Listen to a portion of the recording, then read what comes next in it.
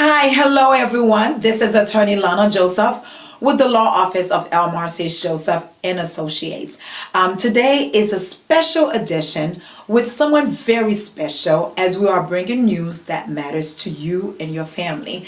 And so today I have my special guest, Dr. Dorothy Crisostomo. Hello, Welcome. everyone. Thank you. Thank you. All right, we will be talking about something that's very important to the nation and also to the profession of nursing, and something that does affect all of us in general. So you have heard a few weeks ago about the whole fake nursing, fake diploma schemes, scandals. You've heard it all. And so today I wanted to take some time to talk about it, not only on the legal aspect, but also on the nursing aspect. And that's why I have one of the finest, the very best in our community, and she will be explaining to us exactly what does this mean to you. You heard the schemes.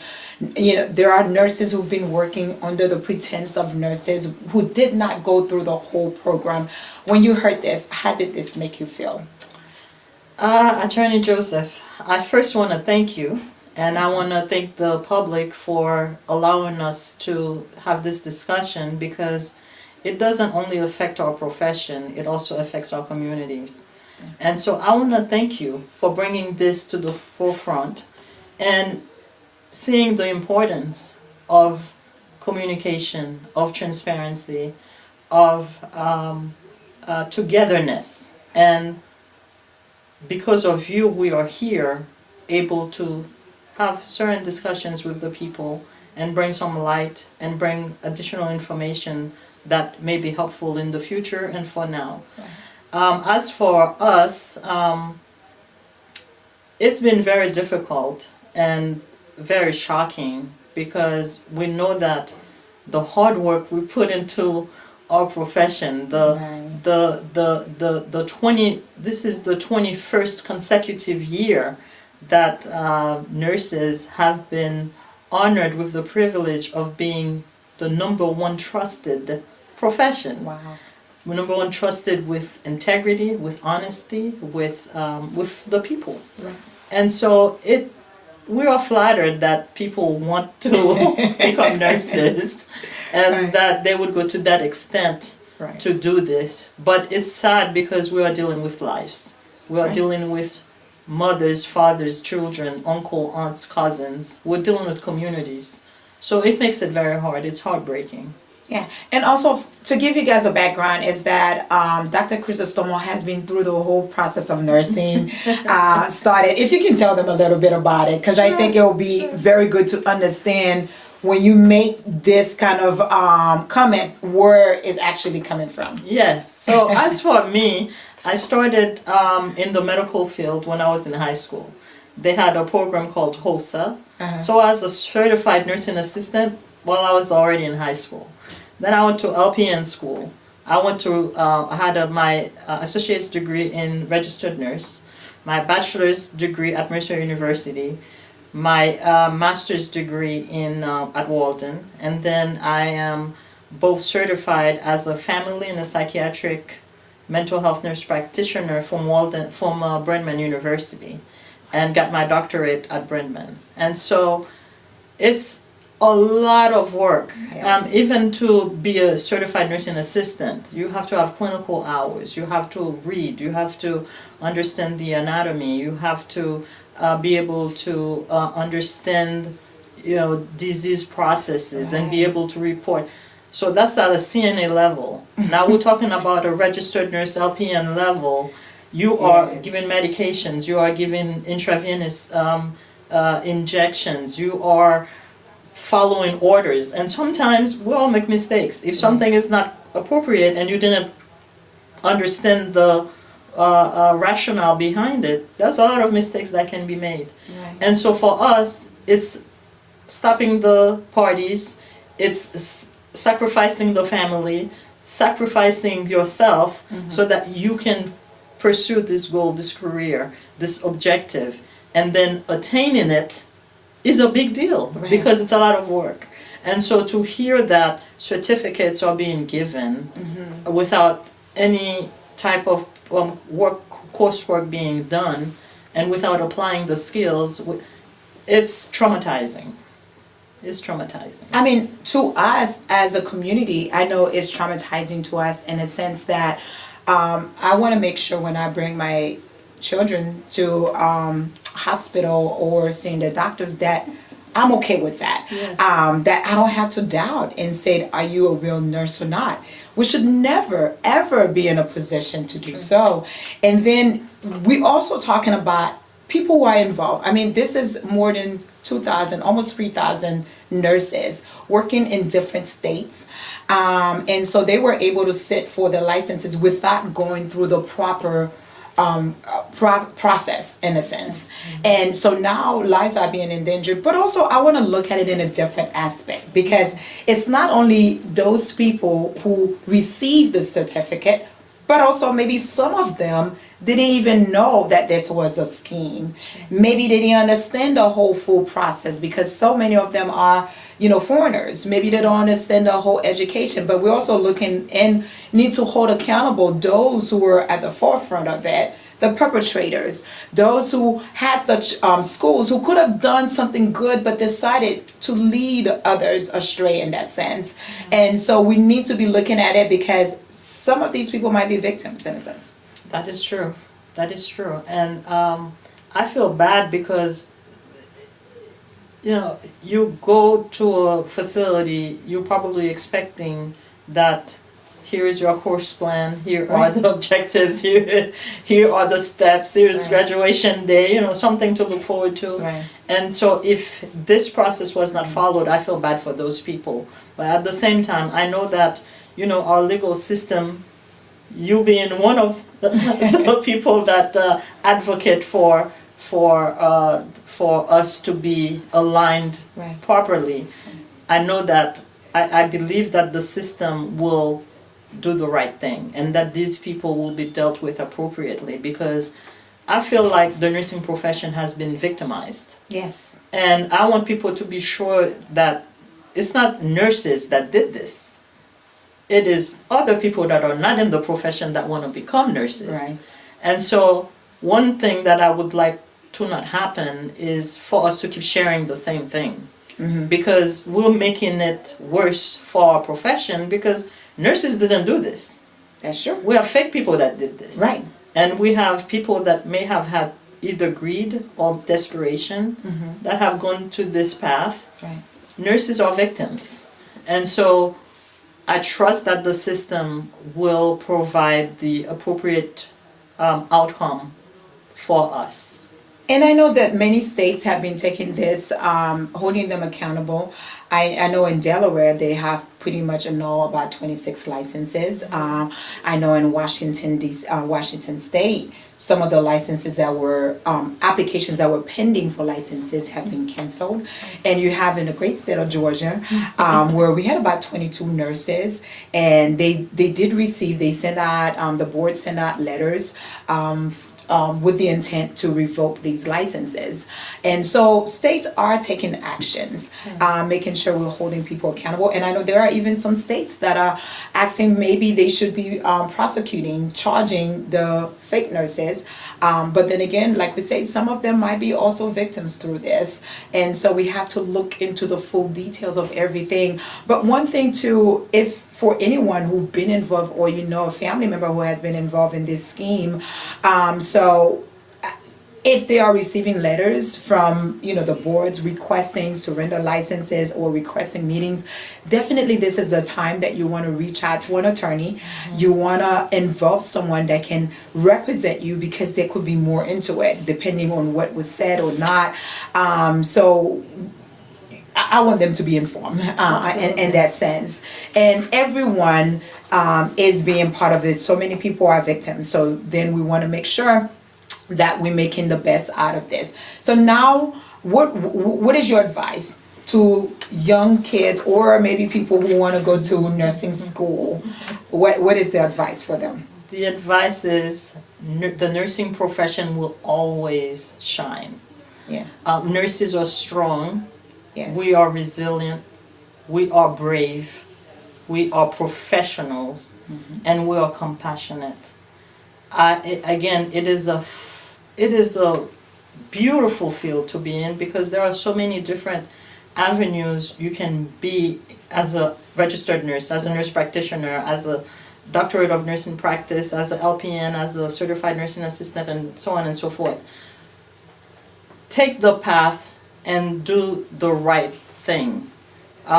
Nursing pays well, but not just the money, it's the reward that you receive from knowing that you took care of somebody and you left a mark.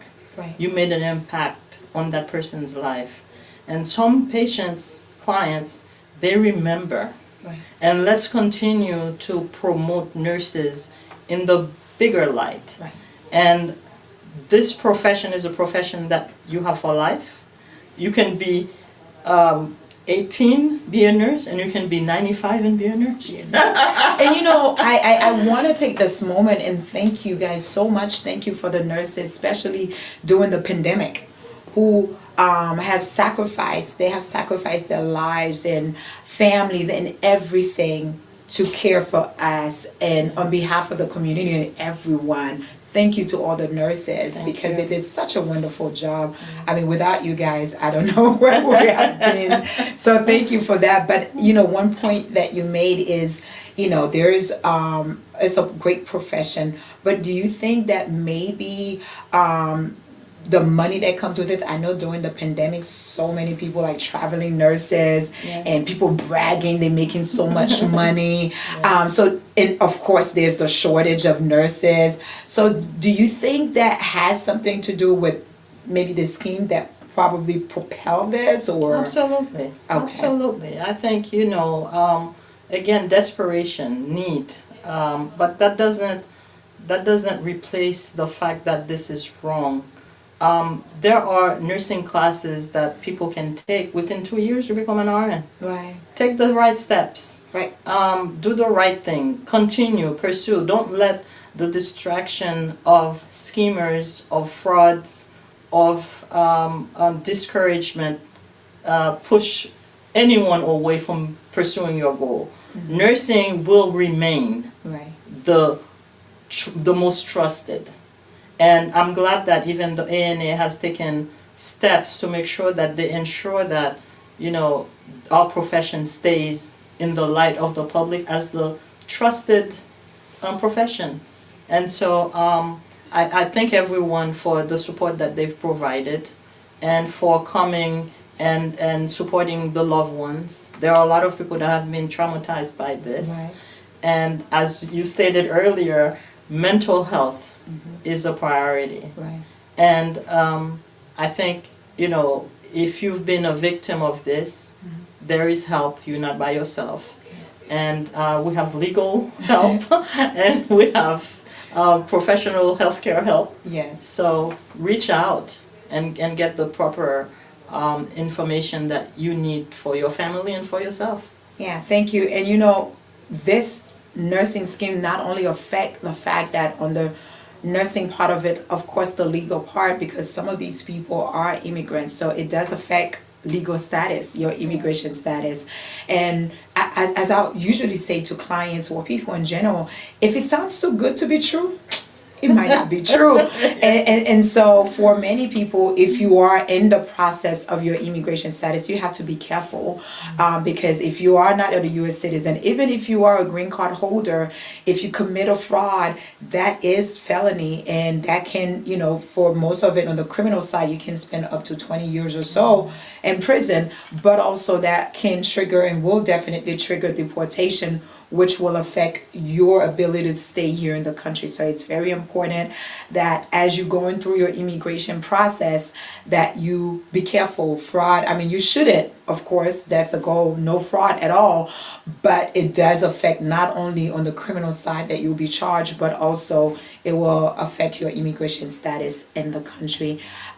So thank you guys. If you do need legal help, you do call our office at 770-302-1485, and if you can tell them where they can reach for the mental health. Yes, thank you. I'm immediate past president of HANA, Haitian American Nurses Association. I am also the CEO of You First Healthcare. We provide a comprehensive medical care to mental health, people that need that, also family, cardiology, and also dermatology. And our number is 833-583-4778. Okay, so you got the number. Please do reach out. And now we're going to be switching in Haitian Creole. But remember, guys, any legal questions, issues that you may have, do reach out to our office. And as you are enjoying your time, no smoking, no drinking and driving, no texting and driving. But for all your legal needs, reach out to our office. Thank you so much. Now we are switching in Haitian Creole. Bonsoir, tous amis nou yo. Nou kontan, c'est avocat Lana Joseph, avocat Pepla. Moi là jodi pour une émission qui très spéciale ensemble avec un guest qui spécial tout. Moi gen ensemble avec moi Dr. Dorothy Chrysostomo. Bienvenue. Merci beaucoup. Ok, so moi gen docteur ensemble avec moi jodi nous pourrons parler un peu sous affaires gros débagage sous affaires nurse yo. Nous connaît que dans 2 semaines ça qui passé là côté que gen un gros scandale, gen en pile dans infirmière que yo pensé que c'est infirmière ou était tout bon vrai, yo joindre que yo pas d'infirmière, gen pile monde qui déjà en bas code à cause de scandale ça. Et nous avons aujourd'hui pour nous seulement pour nous parler de lui-même, non seulement n'a parler sous affaires légales, affaires immigration, comment ça impact sur nous-mêmes, mais aussi qui puis bon genre nous t'a parlé de lui-même si que nous pas gagné un expert, un monde qui un nurse qui passe procès qui capable vraiment expliquer, dans terme pour nous vraiment comprendre ça qui passe. So moi gen avec moi Dr. Chrysostomo, si vous êtes capable expliquer un petit background de vous-même, so puis vous capable connaître et then why expliquer nous comment sentir ou l'autre étant des nouvelles ça qui dégagement que tu fais dans même. OK, merci. Encore bonsoir à tout le monde. Nous voulons remercier avocat Joseph puisque il dit nous opportunité pour nous capable font une discussion, font parler sur ça que fait yo. Moi-même moi commencé dans healthcare field depuis que moi j'étais dans high school. Depuis dans high school j'ai signé un certificate because c'était un programme comme ça à côté que pendant l'école on capable faire classe yo, faire aller dans nursing home yo pour nous faire un clinical. Et puis, après un certain temps, 3 mois, il y a un bon certificat CNA. Et puis, pendant la high school, nous avons une classe pour LPN. So, pendant la high school, à peu près 3-4 mois après me graduer, je suis en LPN. Nice. Pendant LPN, je suis à l'école pour RN. So, I got my AS degree at Broward Community College. Après ça, je suis retourné à Georgia. Non, Broward Community. Je suis Georgia. Dans Monsieur University, je prends un bachelor's degree. Et puis, Walden University, je prends un master's degree. Dans nursing? Dans nursing, oui. Okay. Et puis, moi, c'est nurse practitioner dans psych. Et puis, c'est nurse practitioner dans family. Et puis, je prends un doctorat dans Doctorate of Nursing Practice. And so, toute vie, c'est dans l'école. Et en pile monde qui est nurse, c'est comme ça nous commencer. Ou bien si nous pas commencer comme ça, nous connaissons un bon sacrifice pour nous faire. Faut nous quitter famille en la caille. Faut nous quitter party en sous côté. Faut nous prendre livre 24 sur 24. Faut nous prendre test, TEDx. Grand pile sacrifice que nous faisons pour étudier, pour make sure comprendre content, qu'on est pour aller dans clinicals. Clinicalement pour passer dans l'hôpital, pour passer dans le nursing home, pour passer dans le docteur office, pour passer différents côtés pour capable prendre expérience. Parce que lorsqu'on at least on nurse, registered nurse ou bien LPN, il y a différents côtés pour capable travailler. Donc l'autre on cours nursing ou exposé à tout. Ou d'emblée. Oui. Donc, l'homme temps des nouvelles, là, ça t'a vraiment fait mal parce que pour nous, les gens que nous travaillons dur pour nous arriver côté nous arriver. Et puis, pourtant, des gens qui jouent parce qu'ils ont certains corps. Et puis, ça qui fait nous plus mal, c'est parce que nous connaissons que les gens n'ont pas nous l'aide, connaissance ou bien expertise pour yo capable faire ça faire pour faire bien. Je suis content que pas de monde qui est affecté. J'espère que monde qui te fait bagage ça au moins yo te un doctorat ou bien yo te docteur ou te physicien ou te nurse somewhere else malgré ça pas fait les normal ça fait là, mais au moins on capable dire au moins yo pas mettre tout le monde à la vie en danger. Oui. Yeah. Parce que dans pile travail pour arriver dans la profession ça. Yeah. Et c'est ça qui est malin parce que you know, en tant que yon patient, yon mon maman, m'ta mais que l'aime pote ti moun mwen à l'an docteur, l'aime même tout mal l'an docteur, que m'pata j'aime supposer à penser est-ce que miss ça c'est un bon miss lié, est-ce que you know, est-ce qu'elle t'a à l'école et m'penser ça un petit genre offensif, like you know, pour t'avoir parce que moi j'ai quelques amis moi qui infimyè, yo dit depuis le scandale ça, si tout scandale là li involve haïtien tout.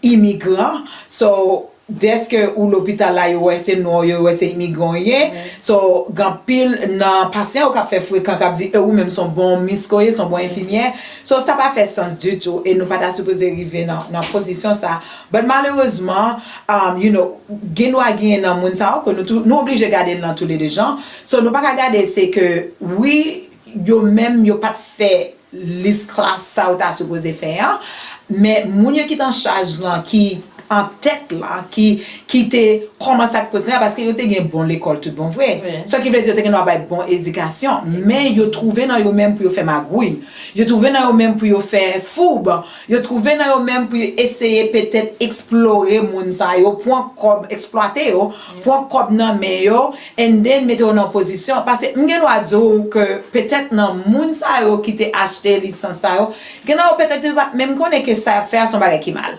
Mais il y a nous même qui te connaît. Il y a nous même qui te connaît que c'était magouy qui était. Mais il y a quelques petits pommes malheureux qui doivent faire venir ici.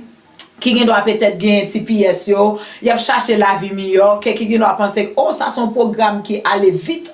Mais ça va veut dire son mauvais programme surtout si c'est dans l'école tout bon vrai qui gagne licence que l'état baili. So ça vient mettre en position que ou doit pas fin connaît ça fait saleté mais quand pile fois me toujours dit depuis ouais que ou non procès ou senti que bagay ça trop belle pour le bon bagay peut-être les gens doivent savoir et so c'est ça fait moi voulais make sure que moun yo vraiment comprendre parce que dans moment ça nous gagne différents parties nous gagne moun yo qui te fait ça parce que gagne yo même qui gagne en nurse qui gagne travail qui gagne fait bon corps qui prend soin patient et now qu'on y a là demandé pour retirer licence ça dans main yo gagne moun qui te give up tout ça ou te gagné pour yo procès pour continuer à procès ça so bagay la mener les mêlés les difficiles comme on dit parce que faut nous toujours garder toute bagaille sous deux bords pas courir dire tout le monde c'est méchant ou bien tout le monde c'est voleur ou bien tout le monde te commet fraud parce que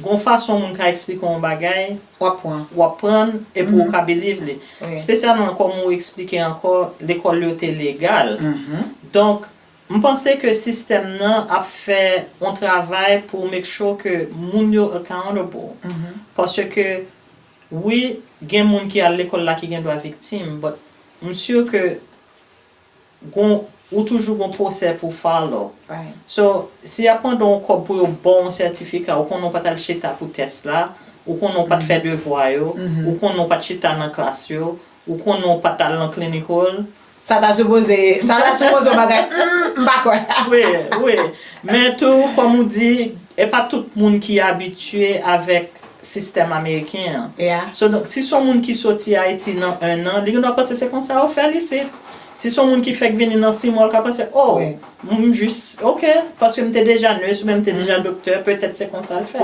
donc puisque nous pas moi même pas connait toute information yo pas qu'à courir juger ça me connaît si nous ta connaît son bagay qui mal que n'a fait li pas bon parce que la vie mon en danger et puis en plus de ça tout ou une profession que ou a mettre en complication pour l'homme on entrer dans une chambre pour mon comme on dit est-ce que son nurse vraiment est-ce que à l'école but je pense que même l'hôpital yo nursing home yo office docteur yo nous qu'on travail que n'a fait pour nous reviser ça moun qui a travaillé pour nous capable make sure que vraiment vrai bagay yo aligné. Yeah, elle est bon que nous t'a supposé make sure que nous comprenons ça. So, but qui sont capables de dire à, yon moun qui nan procès, parce que imagine tout, dans procès ça, gen peut-être moun qui t'a remet aller l'école, qui t'a remet vin dans profession, et qu'on y a là ensemble avec ça ou qui a passé là, qui ça que vous êtes capable de considérer ou dire? Nursing sont profession qui vraiment important dans le monde entier. Sans nursing, dans une communauté, on pas gagné. Pas gagné. Sans healthcare, on pas gagné. Yeah. La vie avant tout. Yes. Safety avant tout. Yep. Donc, je pense que pour tout le monde qui t'a aimé nurse, qui t'a aimé continuer dans le healthcare field, don't give up. Continuer parce que je suis capable de dire avec toute franchise, c'est pas infirmière, c'est pas nurses, c'est pas nurse practitioners, c'est pas registered nurses, c'est pas LPN, c'est pas CNA qui a un certificat qui a le fait ça. C'est le monde qui a acheté certificat. Exactement. Qui cause problème. Donc c'est pas profession qui bail problème. Peut-être c'est parce que nous ne sommes tellement bien nous dans profession nous tellement bon culture côté que nous respecter côté que yo connaît nous travail dur yo connaît que nous capable gain confiance dans nous gain intégrité donc tout le monde a un nurse si c'est ça vous voulez faire suivre process là faire ça qui doit être là parce que son rewarding professionnel ou toucher bien et puis ou gain patient ou gain famille patient plus ou gain communauté ou l'on cap garder donc cap supporter so lorsqu'on nurse son go bailler continuer et aussi tout moi voulais dire merci à toutes nurses infirmières tout le monde qui travaille dans la partie santé parce que pendant la pandémie qui passait là et nous toujours à balancer avec lui c'est que